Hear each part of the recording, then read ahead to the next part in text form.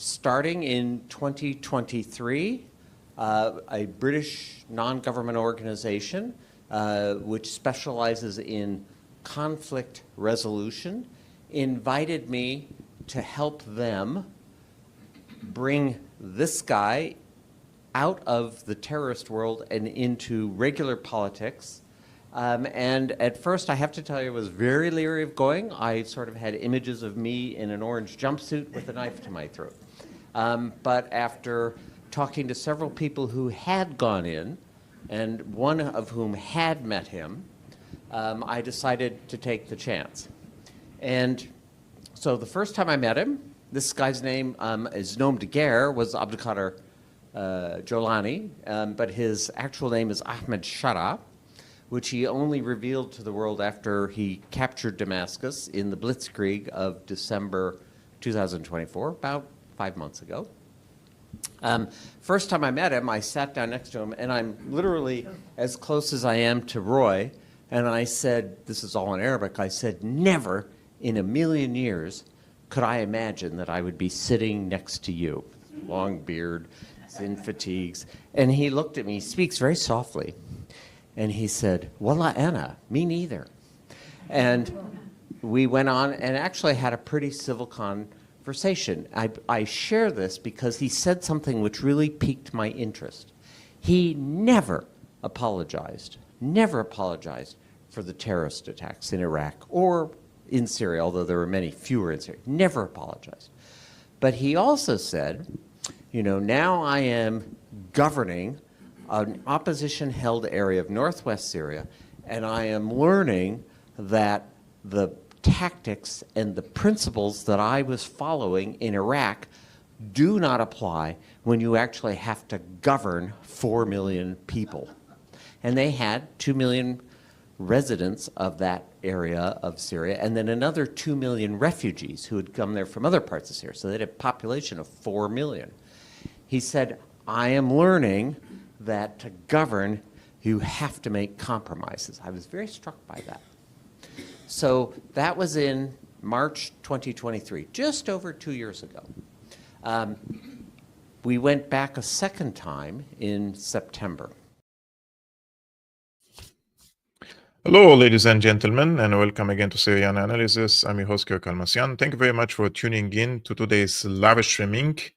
Whether you're watching this stream on YouTube, on Rumble, or on Ganji World, and special thanks to our Red Access friend for moderating this live chat, and I apologize from the bottom of my heart for not being able to post on Monday and on Tuesday as live streams because, well, the German efficiency was not really efficient.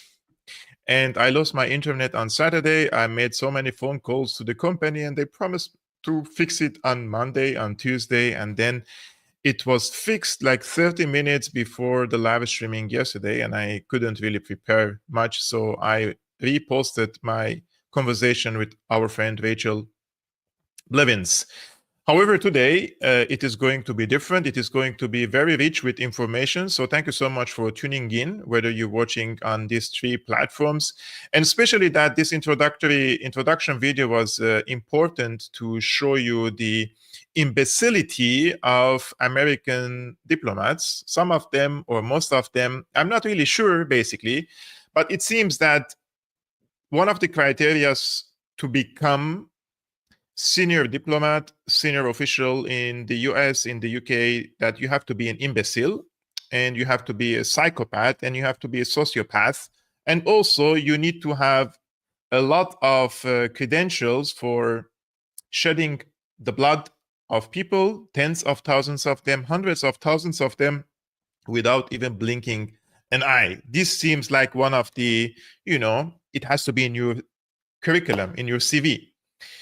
I showed you this video because today the special envoy of the US to Syria and Lebanon, and who also serves as the US ambassador in Ankara, he made the statement about the recent massacres against the Syrian Druze community in Sueda by saying that ISIS militants may have been disguised as government soldiers in Sueda.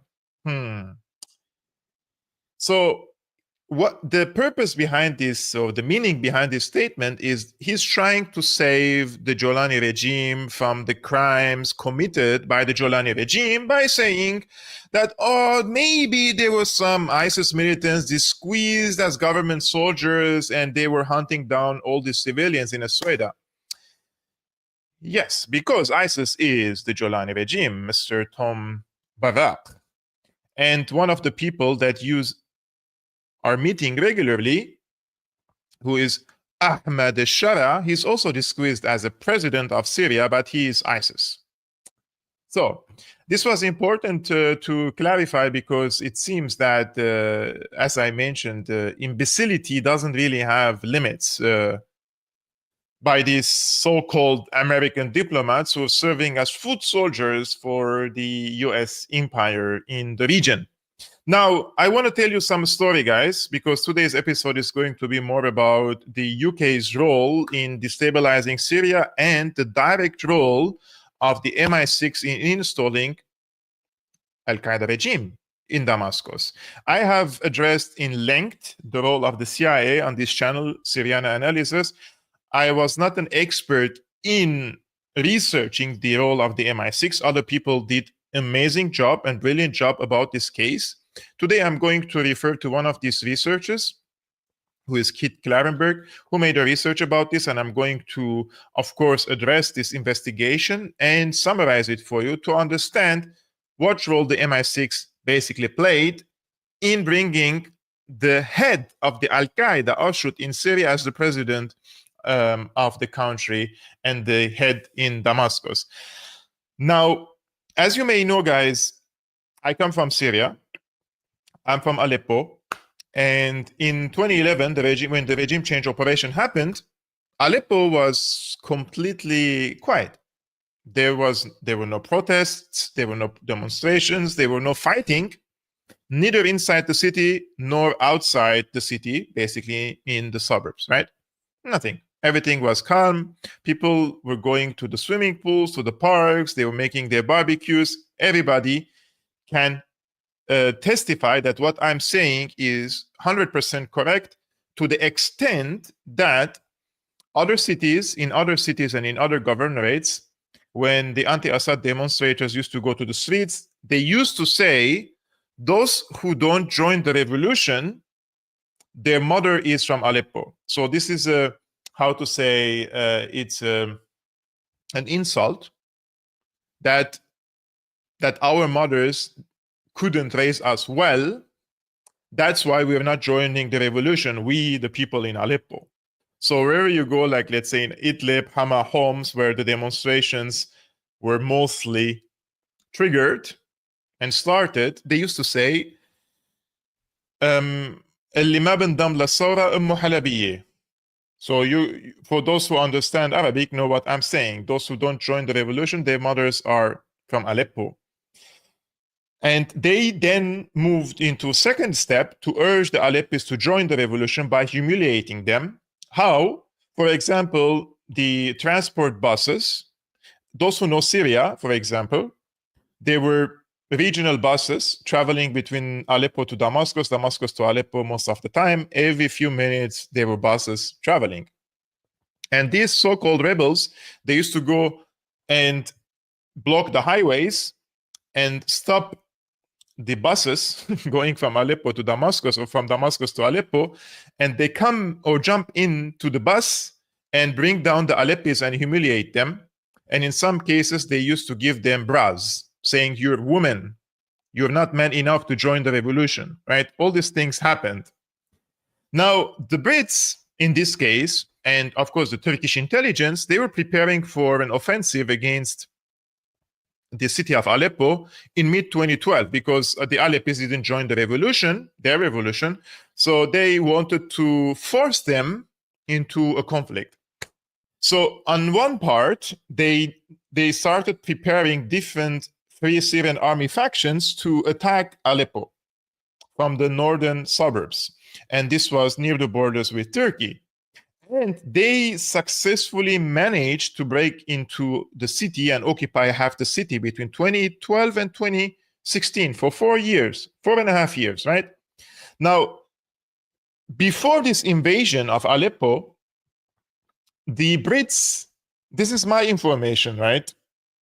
And I don't want to name names now because I don't want to bring so much trouble to myself.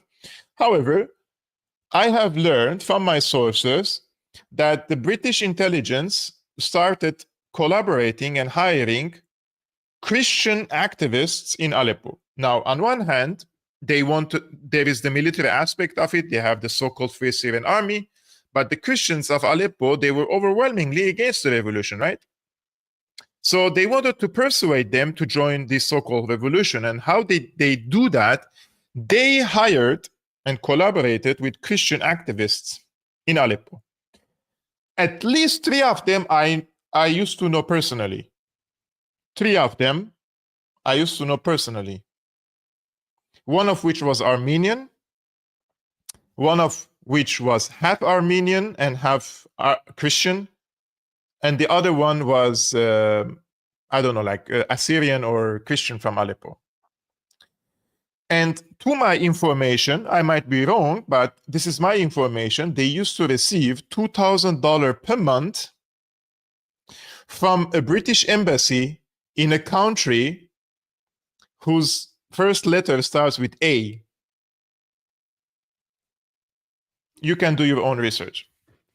So these 3 people started all of a sudden to become very active in the anti-Assad camp or the pro-opposition side, despite being Christians, although the so-called revolution was sectarian from the beginning, right? So they needed Christian elements into this so-called revolution to give the impression to the people that this is a national revolution and it's not a sectarian revolution. And they used these people as their pawns. Now, many years later, I told you I know these people, right? Personally. One of these people was incredibly jealous of me because I studied and my university sent me to Sciences Po.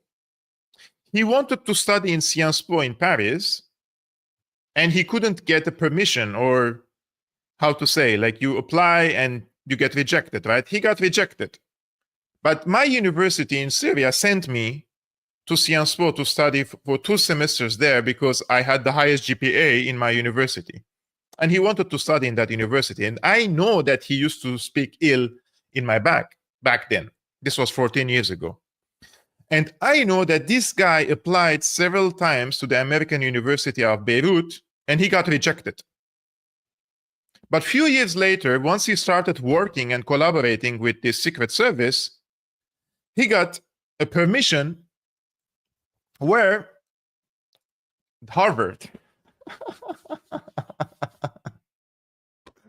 he got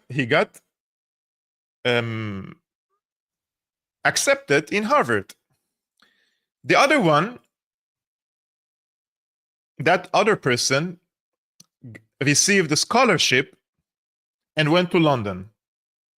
And the third one, he received a very good job with a so-called humanitarian organization in Turkey on the borders between Syria and Turkey, in Gaziantep, basically, right?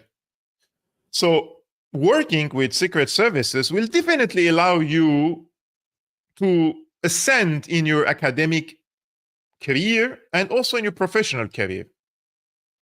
Many of my friends and colleagues from university days, they are treated as geniuses nowadays. They have received scholarships, senior jobs, prestigious jobs. They have received medals, prizes, etc., only because they collaborated, right? And they made good money. Well, everybody does, how to say, like in Arabic, كل واحد بيعمل ضميره, right? You have a conscience. Some people collaborate, some people do not collaborate. Now, this collaboration happened between these activists and the Brits. And I would suspect this is the MI6, right? In order to destabilize Aleppo, and they were very successful. Now, if we jump all these years, so fast forward, 2025, the Jolani regime came to power and he unleashed a brutal campaign against the Syrian Alawite community in the coast and killed and disappeared thousands of Alawites. And Britain didn't even blink an eye because Jolani is their guy. Now, the regime of Ahmad al-Shara investigated the regime of Abu Muhammad al-Jolani, and yesterday they came with the conclusion that they didn't commit any massacres in the coastal cities, and they blamed the remnants of the Assad regime for the massacres. And not only that, they also said that the number of reports they received from the local people in these coastal cities about kidnapped Syrian women is zero. Tens of Syrian women, still, we don't know where are they. And now recently in Sweden, 74 Syrian women were kidnapped by the Jolani regime thugs. We don't know where are they and what is happening to them. This so-called investigative team says, everything is fine. We didn't commit any massacres. And we blame the remnants of the Assad regime, and no woman disappeared. And after this, they attacked against the Sweden to commit another genocide against the Druze community there. And now that this war is a little bit cooled down, the envoy of the UK, Anne Snow, she published this. She says, what I take from this is a clear message that there will be accountability for all crimes, including those currently being perpetrated in the south. All Syrians must be protected and all Syrians must be held accountable for their actions. She official account of Anne Snow, UK Special Representative for Syria. So this woman basically, look at her face, she's covering up for crimes against humanity and kidnappings against women. She's being a woman herself, right? Because she is serving the empire, because she is a foot soldier for the empire. And if you go to the comments, you can see what I take from your tweet is a clear sign either of you utter incompetence or corruption. A Reuters investigation already revealed the farce. Those who ordered the Alawite massacres also commissioned the inquiry into them. The killers led the investigation. The UK will always support jihadists in the Middle East. United Caliphate, shame on you. Why would you interpret it that way? The one who should be held accountable for this is Jolani and his regime. When you say things like this, do you have an expectation that people believe you and take you seriously? Apparently, intermarriage in the UK is still affecting some of you all brain cells. How the fuck did you come to that ridiculous conclusion? By watching videos of the same jihadists who killed civilians in the coast, killing civilians in Sweden without having any F to give about being held accountable? You absolute hypocrite. And you go comments after comments, and this guy, by the way, he was a very anti-Assad person, Muhab. He says, Anne, I strongly disagree with your optimism about this so-called accountability. The same people suspected of committing the March massacres have been redeployed in Sweden, where horrifying crimes against civilians are now being documented daily. This government is an Assad recycled apparatus of repression operating with the same impunity and deceit. So this guy is an anti-Assad for a long time, right? And he's also condemning this type of statements. Now, let's discuss the direct role of the MI6 in bringing Jolani to power, and that explains why the UK Special Representative or Envoy to Syria, she's protecting her asset, right? And this investigation was done by our friend Kit Klarenberg. This is the article, guys, on his own Substack. If you go to the description of this video, you will find the link, so you can read it later by yourself. However, I summarized this article for you, so we don't go through all the details and read it in its entirety. And the summary of this is that on May On May 12, 2025, former U.S. Ambassador to Syria Robert Ford stood before the Baltimore Council of Foreign Affairs. What he said stunned the room. He revealed that in 2023, a British NGO had approached him, and their goal was to help rebrand HTS, or Al Qaeda's offshoot in Syria, as a legitimate political authority in Syria. Ford met with HTS leader Abu Muhammad Jolani in person twice, first in September 2023, then again in January 2024, after Al Qaeda offshoot seized control of Damascus. Behind this diplomatic effort was an organization. Keep this in mind, guys, because this is very important for later, right? So who was this organization that Ford referred to in this video that they called him to hire him, right? You remember, to polish and rebrand and rehabilitate Abu Muhammad Jolani. The name of this organization is Intermediate. Intermediate, on the surface, it looked like a peace-building NGO, but in reality, it was a front established by none other than Jonathan Powell, former chief of staff to Tony Blair. If you remember, when the regime change happened, few days later, there was this meeting in Davos, and Tony Blair sat with the foreign minister of Jolani, right? Those are all interconnected. We have to connect all these dots together, guys. So this organization, which is called Intermediate, on the surface, it looked like a peace-building NGO, but in reality, it was a front established by Jonathan Powell. He was the former chief of staff to Tony Blair. Powell, who once opened secret channels with IRA operatives, now had a new project, which is Syria. And just weeks before the fall of Damascus, Powell returned to power, this time as National Security Advisor to the British Prime Minister. Think about the timing, guys. As Syria's capital collapsed into the hands of these jihadists, the man coordinating Britain's foreign policy was already in place. Why am I not being able to mediate? The name of the organization, I'm finding a hard time to pronounce it. So,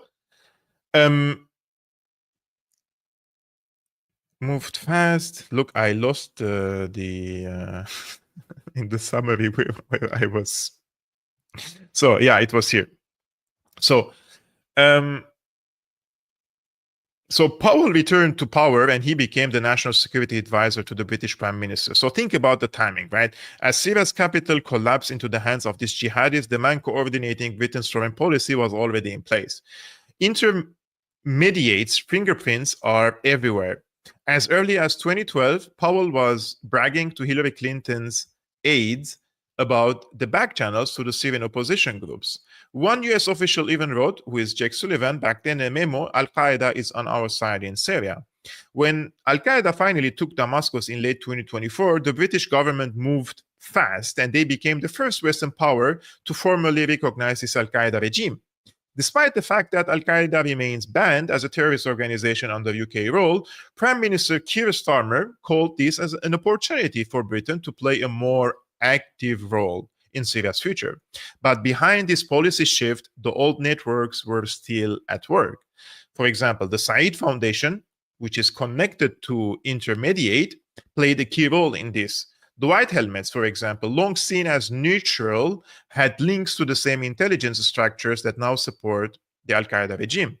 And let's not forget what happened back in 2013. British agents, according to multiple reports, smuggled soil samples out of Syria, trying to pin chemical attacks, which happened in El Ghouta, on the suburbs of Damascus, on Assad. It was a plot to trigger US military intervention. The UK press later admitted that the MI6 had, quote, a leading role in that operation. So this was an orchestrated campaign, from Ford's testimony to Powell's reappearance to secret channels and rebranding efforts.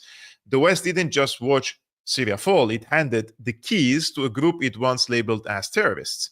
And today, Syria is governed not by the people, not by reform, but by those who played the intelligence game best. The real winners of this war are sitting in London, my friends, and also, of course, in Washington, in Tel Aviv, in Doha, in Ankara. in Riyadh, name it. And now you know why the truth about Syria never makes it to the headlines. Now, this is an investigation done by our friend Keith Klarenberg. He published this a few months ago. And this week, the Mail Online, they admit that this is true. One of Keir Starmer's most powerful advisors was last night accused of running secret diplomatic back channels to terrorists, using his own taxpayer-funded team of outsourced spies and spooks. Jonathan Powell, the Prime Minister's national security advisor, founded the shadowy organization after he left Tony Blair's Downing Street, where he was chief of staff when the infamous dodgy dossier helped to propel Britain into war with Iraq. The outfit, Intermediate, receives funding from the Foreign Office for making contact with non-state armed groups and is understood to have brokered the UK's deal with Syria, which led to the re-establishment of diplomatic relations earlier this month. Diplomatic sources say that Intermediate played a central role in re-establishing relations with the Syrian government, which is led by former Islamists with links to Al-Qaeda. After the deal was brokered earlier this month, Foreign Secretary David Lammy flew to meet President Ahmad al-Shara in Damascus, or Jolani, where Intermediate is said to operate an office inside the presidential palace. So Intermediate, they have an office inside the presidential palace. And one of the people, which I suspect, I might be wrong, so I'm just speculating here, who is working for this Intermediate and is working in the office in the presidential palace, the office of Intermediate, who is now an advisor to Jolani, is this woman. This woman, her name is Razan Safour, which she blocked me recently. I said, Jolani's advisor, if you can't argue against the facts, frame your opponent as an Assadist. If no one buys the framing anymore, just block them. That's the playbook. So this is the person, in my opinion, I might be wrong, I'm just speculating here. She works for this organization, right? And she is basically in the presidential palace. And I suspect she also works for Intermediate. And who is this person, you may ask? Let's show you a little bit more photos. So this is her, this girl with the hijab on the left side. This is her when Jolani visited Saudi Arabia. And this person says the Syrian delegation included Razan Safour, who currently works as an advisor to Al-Jolani. She holds master's degree in history from the School of Oriental and African Studies, SOAS, at the University of London and holds British citizenship. Yeah, of course. Of course, Habibi, of course. But who is this person? Who is this person? David Miller, our friend, he did some investigation about her, and he says, if you ever doubted that the UK is on the same side as ISIS, now you know. Here is a Muslim Brotherhood Nepo baby, Razan Safour, daughter of prominent Syrian Muslim Brotherhood member and NATO asset Walid Safour, on the ISIS regime's delegation to Riyadh this week.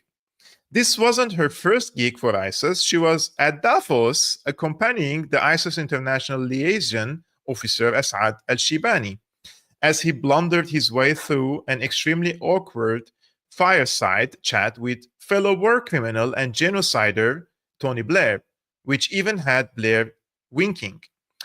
Razan has spent the past few years in Doha as part of a Muslim Brotherhood network that has an iron grip over Qatari media outlets like Al Jazeera English, Doha News, and Al Arabi Al Jadid. The purpose of this Brotherhood network is the same as that of ISIS: the Zionist state and NATO to foment sectarian hatred, undermine the resistance axis, and to portray material resistance to Zionism as futile. They have Iraq, Yemen, and Iran in their sights, believing they have taken Syria and Lebanon.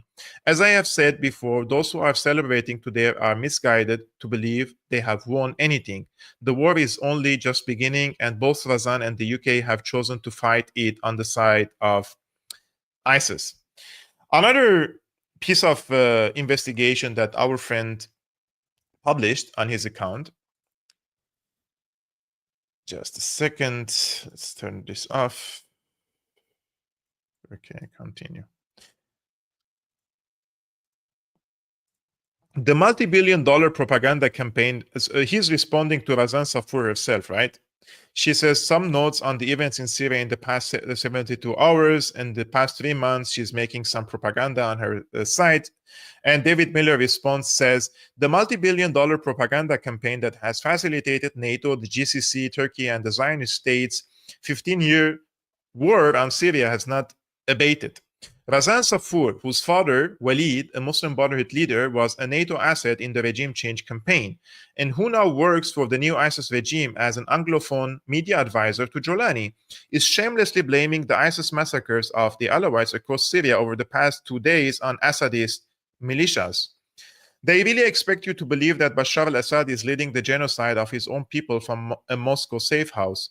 This war has gone on so long that children are inheriting the CIA collaborator role of their parents. Take careful note of who is shilling for Jolani alongside Razan too. A small network of unlikely ISIS supporters who, before their involvement in parroting or promoting regime change in Syria, had no record of supporting sectarian massacres. I hope the pay is good. It won't last. Well, I know this network. You go to the page of any of these accounts, like Razan, and you will see like they're probably between 5 to 10 people just retweeting and reposting to each other, right? It doesn't take a genius because they definitely have these private groups on Telegram or elsewhere, and they're sharing content to repost and to reshare each other. And coincidentally, many of them either studied in SOAS or in other British universities, right? And they're either one of these liberal revolutionaries or Muslim Brotherhood, like Razan.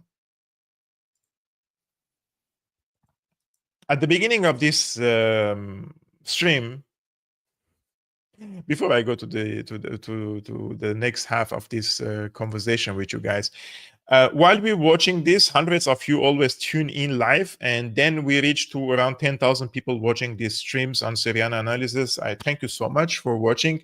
If you are eager to support this channel, the easy thing to do is just hit the thumbs up. I would really appreciate it.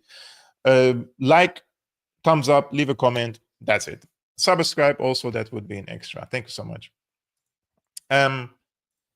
This Robert Ford, who bragged about rehabilitating Jolani and who he worked for this British NGO, right? The same NGO that Razan Safour probably also works. He was, in 2011, the US ambassador in Damascus, right? And when he was in Damascus, he did something very undiplomatic, which is to go to another city or another governorate without telling the government, basically the central government in the country that you are serving.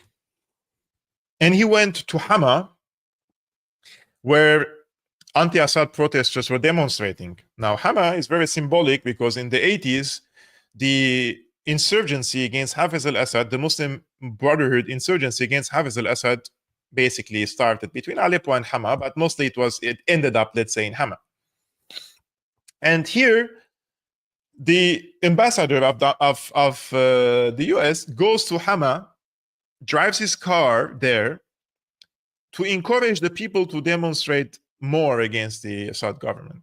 And this reminds me of this Victoria Nuland when she went to Kiev and she distributed cookies, right? It's the same script. It's the same script. So this is the video of Robert Ford, which we watched his video at the beginning of this stream, basically driving his car alongside brainless Syrians. And sorry for these terminologies, but those are the facts. This is in July 2011, only 1 month after the so-called rebels massacred 120 Syrian soldiers in Jisr al-Shughur in Idlib, Robert Ford goes to Hama to urge the people to demonstrate more and protest more against Assad, right? And he was received by a mob of brainless Syrians, basically. You see, they were raising him these olive branches as if they are peaceful and calling for regime change.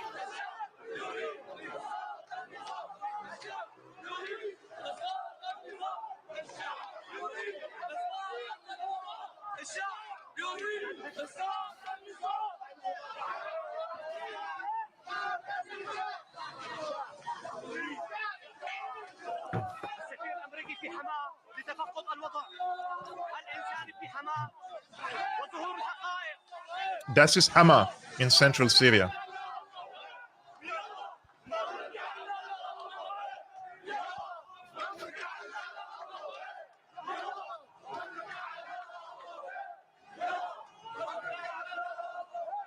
Look at his imbecile now in the car.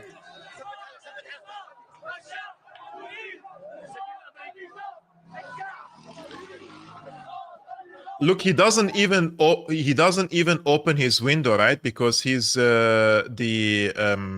he's superior to the rest, so he doesn't even trust the demonstrators. Look, unbelievable, unbelievable. The thing is, after 15 years of these incidences, how is it possible that there are Syrians who do not see this? That's the real question, right? That's the real question. And where has this led to? We have a situation now, guys, in the country where your life depends on answering the following questions at gunpoint by the Jolani regime thugs. Are you a Sunni or are you an Alawite? At gunpoint. Are you a Sunni or are you Druze? Are you Sunni or are you Shia? And soon it will be, are you Muslim or are you Christian? It's just a matter of time. And if you don't believe me, unfortunately, I cannot show you this video, but this is a portrait and the screenshot of a poor person in Sweden, probably at the age of my father. And he was taken out of his house by the Jolani thugs, and they asked him, are you Muslim or Druze? And he said, I'm Syrian. And they asked him again, what does Syrian mean? Are you Muslim or Druze? And he said, brother, I'm Druze. And they opened fire on him and they killed him while yelling Allahu Akbar. If you want to see the video, you can go to my page. There are so many of them I'm posting. Syriana ya khayyi. I'm Syrian, my brother, he said. And they killed him. But the most important thing here is, what does Syrian mean, they say. They don't even identify themselves as Syrians, right? This is the situation now in the country. This week, 2 American citizens were killed, and one, I believe, also French citizen was killed. They were Syrians. Now, one of these people, he has a cousin in Berlin who was killed recently in Sweden.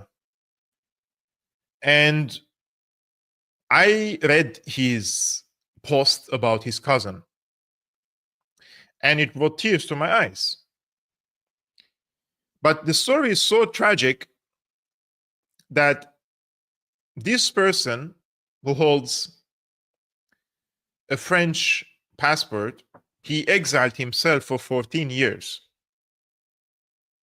So when I say he exiled himself, he chose not to visit the country during the war, but he visited it when the regime change happened. Now, I'm assuming here, I might be wrong, right? I'm assuming that he was an anti-Assad. He didn't want to visit the country as long as Assad is in power. And then he chose to visit the country when the regime change happened and Jolani was in power. to meet his parents or celebrate the freedom, and he got killed. And there is a video, they're summarily executing them in the streets just for being Druze, Syrian Druze. This is tragic beyond belief, guys, that we have so many people in Syria, unfortunately speaking, they have shot themselves in the leg for pushing for regime change. And you don't have to like Assad to say and see that the regime change and bringing the people of Jolani is not going to make things better, but worse. Because under Assad, you could be a Sunni, you could be an Alawite, you could be Christian, you could be anything, basically. If you don't pose a serious political and security threat against the head of the regime, nothing is going to happen to you. Is that perfect? No, of course not. That's why I said it was political authoritarianism. But when you bring a sectarian genocider like Jolani to power, first of all, you are not removing a political authoritarianism, you are re-establishing political authoritarianism. See that he selected himself without elections, so he's an autocrat. Plus, you're bringing a sectarian maniac to power, which means if you are an Alawite, if you are a Sunni, if you are an Alawite, if you are a Druze, if you are a Shia, if you're a Christian, and you were with the revolution, and you were anti-Assad, some of whom are famous anti-Assad figures, you will get killed because they don't care about your political opinion, political affiliation. What they care about is whether you are a Muslim or you're an infidel. And videos after videos after videos after videos, bringing people forcefully out of their homes and calling them kuffar, meaning infidels. You're pro-Assad or anti-Assad, or you're oppositionist, and then you're a Jolanist. It doesn't matter. You were born in the wrong religion for them. You're killed. Which one is better? Can please somebody explain to me? Am I being hyperbolic? Am I being crazy here to say that the sectarian authoritarianism is worse than the previous one? Of course, it was a devolution. It was not a revolution. I'm always doing like this when I say revolution. If you're on X, for example, go to my account and see all these videos of executions. Also on Syrian Girl Partisans account, Jolani security forces to Druze civilians dragged out of their homes to be executed. Go, you kuffar heretics! Slap across the face. They slap across the face. You want a secular state? Eliminate him. Eliminate him. Pigs, heretics. Yeah, this was the so-called Syrian revolution from the beginning, from day one. This was it. It started with the slogan, Alawites to the coffins and the Christians to Beirut, which means they will kill the Alawites and they will forcefully send the Christians to Beirut. This is what they said from day one. So don't be surprised by the result of this so-called revolution, guys.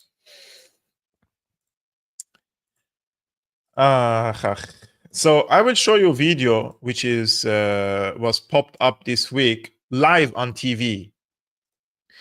This is the Syrian television, by the way, belongs to Jolani. Syrian regime criminals who were brought into power by the USA, NATO, abduct women and children and lie to the reporter about it. And he realizes they are lying, but they tell him to be quiet and drive away. So basically, this is a video. Jolani's TV station accidentally exposed the kidnapping of Druze women and children at the hands of forces loyal to the self-appointed president, and then the interviewer was asked to cut the interview. There are now dozens of confirmed cases of kidnapped of Druze civilians in Sweden. 74 women, by the way. 74 women. بعض المقاتلين من أبناء العشائر زاهر يخرجون المدنيين الذين كانوا محاصرين في مناطق الاشتباك. مرحبا. اهلا وعليكم السلام ورحمه الله وبركاته. حياك الله. اين تذهبون به؟ والله ابن مسؤول من الدفاع المدني. احنا ولد عشائر ولد قبائل. اسم القبائل وقبيله ترهيب حصرا. اول شيء ما انت مرجع عن السؤال، مثل ما عملوا لنا ادروز معاملتهم هذه اللي عملوها اللي نكرم باعراضنا وبنسائنا، وباذن الله هاي شوف سالوهم عن المعامله وشوفوهم شلون جبناهم من ارض المعركه. They say, see how we took them from the fighting field. They have taken women with them and they're abducting women to other places.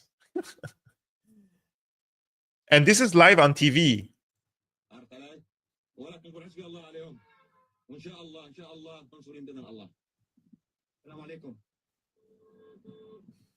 Look.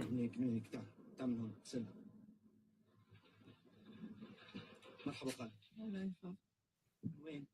نطيري نطيري. كم يوم صار لكم محاصرين ببيتكم؟ صار اسبوع. ليش نزلتوا سلمتوا نفسكم للمقاتلين؟ هم يطلعوا جابونا. Why did you surrender to the militants? All the woman says they came up and took us. هم يطلعوا جابونا. عندكم كيف كانت معاملتهم؟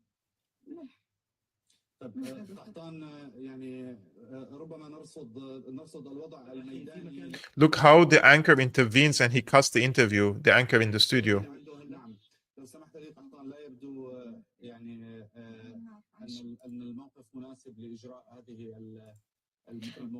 He says it doesn't seem that situation is suitable for an interview. Yeah.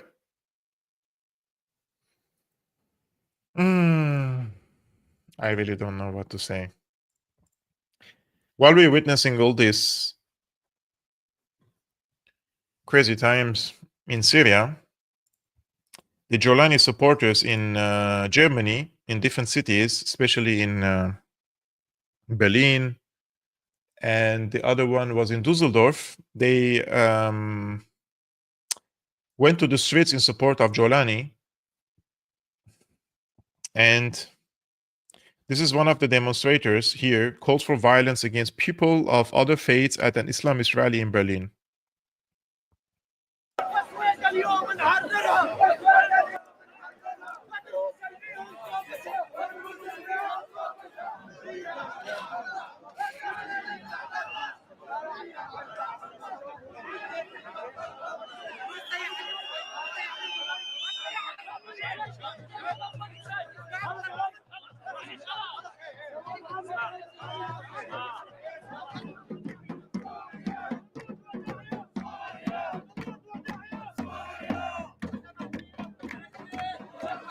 Not a single woman is spotted there.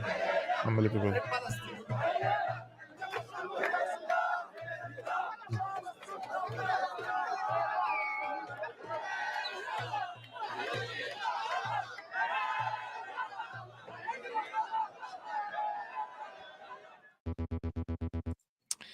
So one of the slogans that they were chanting during this demonstration is this explicit calls for murder and sexual violence. Among other things, the expression "tobis." I mean, if you're an Arab, you understand, or if you know Arabic word, "tobis" is in Arabic, for example, to bend, was used as a threat towards Druze, a vulgar and extremely violent expression from Syrian Arabic that calls for the sexual humiliation and murder of Druze. In local usage, the expression also describes a particular degrading posture that victims are forced to adopt before being executed with firearms while kneeling on the ground. Unfortunately, only the right-wing websites are reporting about this. But there are so many other people on social media aren't silent, one of which is my friend Manaf Hassan, who is from Syria, and he posts mostly in German, by the way, on his account. He says, "It is truly unbelievable. Across Germany, many Syrians are celebrating the terrorist regime of IS and Al-Qaeda terrorist Jolani. They even make this scissor gesture. Keep this in mind. They make this scissor gesture to mock the brutal massacres of Druze in Syria, where terrorists cut off the victims' beards or their mustaches. Seriously, Why are people who celebrate terrorists allowed to hang their pictures in apartments and shops and live there? Why aren't they sent back to Syria if they support Jolani? And why isn't their residency status checked if they claim to have fled from Assad? So many questions. People who approve of murders, expropriations, torture, rape, and sex slavery by Islamist terrorists in Syria have no place here, period.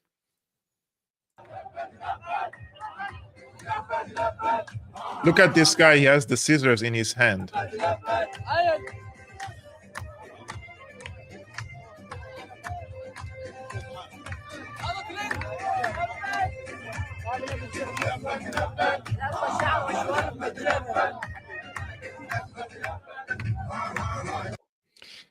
This is also in the central station of in Düsseldorf. Yeah. Fuck the Jews, they're saying. This is in Germany, guys. This is in Germany.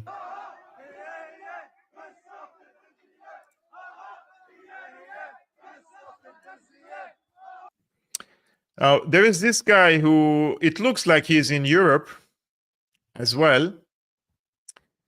He says he is openly pleading with his Abu Muhammad Jolani to leave him alone just for 1 week to finish off the Druze, whom he called traitors for celebrating the Israeli airstrikes that saved Druze. This isn't government and armed groups issue. It's not a tribal feud. It's the majority of Syria calling for the extermination of a minority.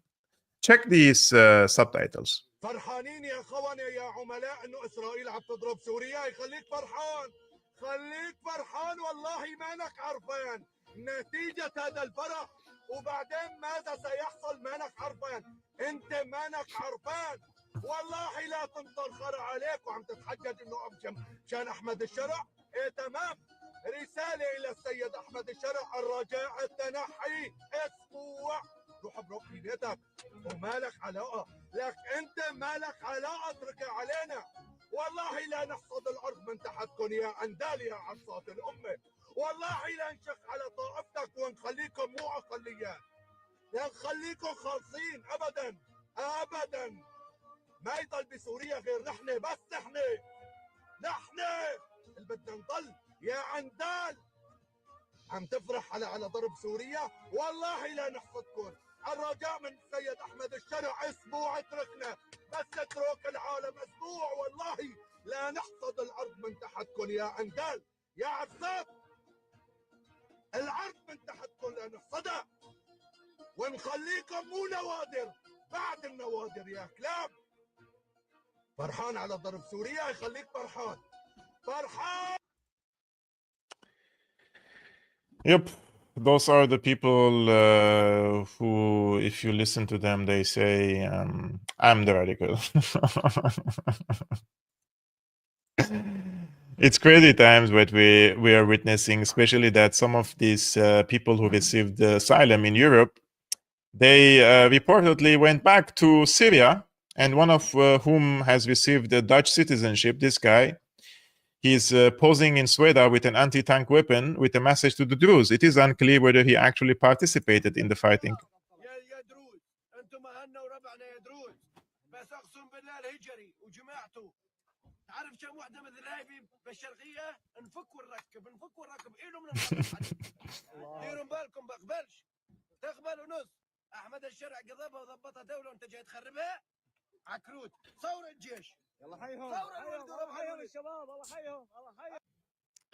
Finally,